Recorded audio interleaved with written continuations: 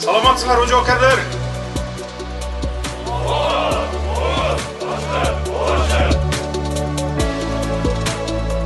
Бул база чек араларыбызды кайтарууда Кыргыз Республикасынын куралдуу күчтөрүнүн жер үстүндөгү күчтөрү менен аскер бөлүкчөлөрүн абадан коргоо боюнча негизги милдеттерди аткарат. Кыргыз армиясынын күжүрмөн жөндөмдүүлүгүн арттырууга, мекен коргоочулардын жашоо шарттарын жакшыртууга бардык күчүбүздү жумшап жатабыз.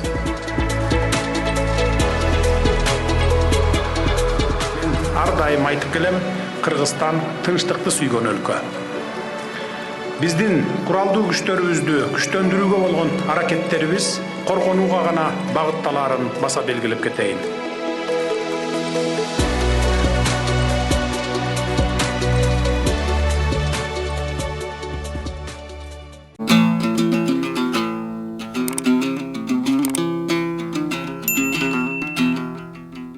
Акылбек Түмөнбаев сүрөттөгү Азимрой Кыргызстанга инвестиция салам деп жатат.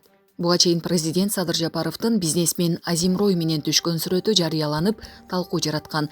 Сүрөттөн депутат Акылбек Түмөнбаевди да көрүүгө болот. Депутат маек учурунда сүрөттөгү адам тууралуу айтып берди. Азимрой боюнча айтып өтөйүн. Бул сүрөт журналисттердин арасында катуу талкуу жаратып жатат. Журналисттер соттолгон экен, Крим чөйрөсүндө жүргөн адам экен деп айтып жатышат. Мен ал киши тууралуу ийне жибине чейин билбесем да, билгенимди айтайын. Ал киши менен Москвада таанышкам. Ал кишинин Москвада курулуш ишканалары бар. Москва Ситинин ээсинин бири ошол адам. Америкага барганда Азимрой деп атын өзгөртүптүр. Союз убагында камалган экен. Соттолгонбу же жокпу маалыматым жок. Ал Кыргызстанда туулуп өсүптүр. Кыргызстанда кайрымдуулук иштерин кылат экен. Ал киши эми Кыргызстандагы ГЭСтерди курганга жардам берем деп жатат да. Инвестиция салам деп жатат, деди ал.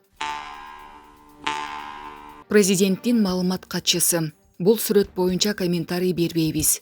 Буга чейин президент Садыр Жапаровдун бизнесмен Азимрой менен түшкөн сүрөтү жарыяланып, талкуу жараткан. Сүрөттөн депутат Акылбек Түмөнбаевди да көрүүгө болот. Акылбек Түмөнбаев Азаттыктын журналистине сүрөттөн өзүн таанып, сүрөткө түшсөм, балким жанында отуруп түшүп калгандырмын, деди.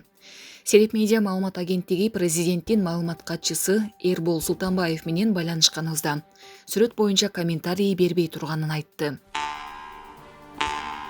Акылбек Жапаровдун интернет колдонуучунун качан кетесиз деген суроосуна жооп бергени жылмаюу жаратты. Министрлер кабинетинин төрагасы Акылбек Жапаров дүйнө чемпиондугунун финалында Жоламан Шаршенбековго күйөрмандык кылганы тууралуу пост жазган. Интернет колдонуучуларынын бири ага качан кетесиз деп суроо салган. Буга Акылбек Жапаров шашпай деп жооп берип, башкаларга жылмаюу тартуулады. Энергетика министри Доскулбек Мурзаевка карата 2 кылмыш иши козголду. Башкы прокуратура энергетика министри Доскулбек Мурзаевка карата кызматтык абалынан кыянаттык менен пайдалануу фактылары боюнча 2 кылмыш ишин козгоду. Бул тууралуу башкы прокуратурадан билдиришти.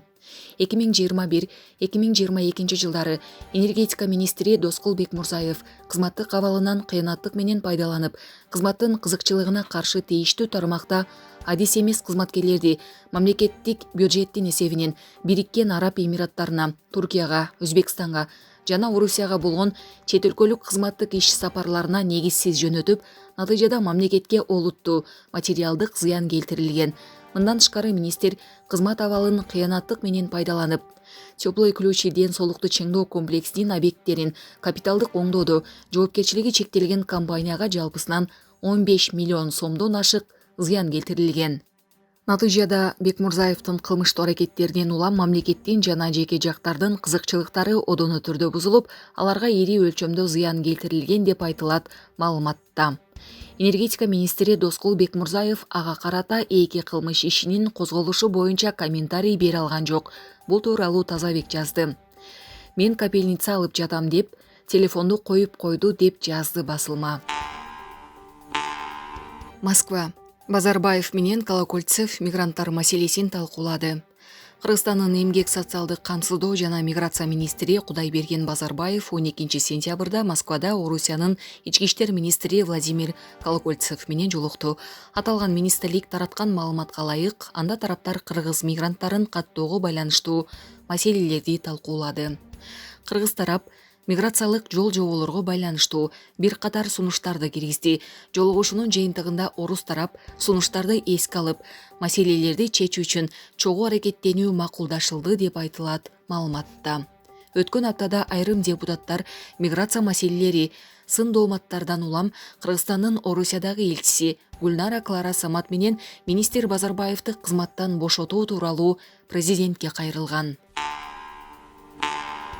Депутаттар аэропорттон ПЦР текшерүүнү жоюуну талап кылышты. Бүгүн 13 сентябрда Жогорку Кеңештин транспорт, коммуникациялар, архитектура жана курулуш боюнча комитетинин жыйынында депутаттар Манас аэропортунун жетекчилигинен ПЦР анализдерин жокко чыгарууну талап кылышты. Депутат Гүлшаркан Култаева бул мигранттар үчүн ашыкча ысырапкорчулук экенин белгиледи. Эмне үчүн биздин аэропорт талап кылып жатат? Биздин мигранттар Орусияда ПЦРден өтүү талап кылынбайт деп айтып жатышат. Бул жөн гана акчаны ысырап кылуу. Бул маселени кандайдыр бир жол менен чечишибиз керек, деди ал. Жарандык авиация мамлекеттик агенттигинин директорунун орун басары Тимур Аскаров тесттер авиакомпания тарабынан талап кылынганын айтып, алар ПЦР тести жок каттоодон өткөрүшпөйт, деди. Депутат Нурбек Сыдыков өз кезегинде авиакомпаниялары менен сүйлөшүүлөрдү жүргүзүп, мындай эрежени жокко чыгарууну талап кылды. Хабибти тоскондой тосуп алабыз. Акжол Махмудовдун атасы уулуна берген убадасын айтты. Дүйнө чемпиону Акжол Махмудовдун атасы Мухаммед Махмудов Фейсбуктагы баракчасына Акжолду 17 сентябрда Манас аэропортунан тосуп аларын жазды. Акжол уулум барыбызга жакшы маанай тартуулады окшойт. Үй бүлөбүздөгү кубанычты тең бөлүшкөнүңүздөргө чоң рахмат. Акжол баратканда чемпион болсоң, аэропорттон Хабибти тоскондордой тосуп алабыз деп убада берген элем. Жалганчы болуп калбайын. 17 сентябрь эртең менен саат 5:10 Манас аэропортуна учуп келет экен деп жазып калтырган ал. Акжол Махмудов Кыргызстандын тарыхында эркектер арасында дүйнө чемпиону болгон алгачкы балбан болду. Айсулуу Тыныбекова дүйнө чемпиондугунда финалга чыга алган жок. Ал коло үчүн күрөшөт. Сербияда өтүп жаткан күрөш боюнча дүйнө чемпиондугунда Айсулуу Тыныбекова финалга чыга алган жок.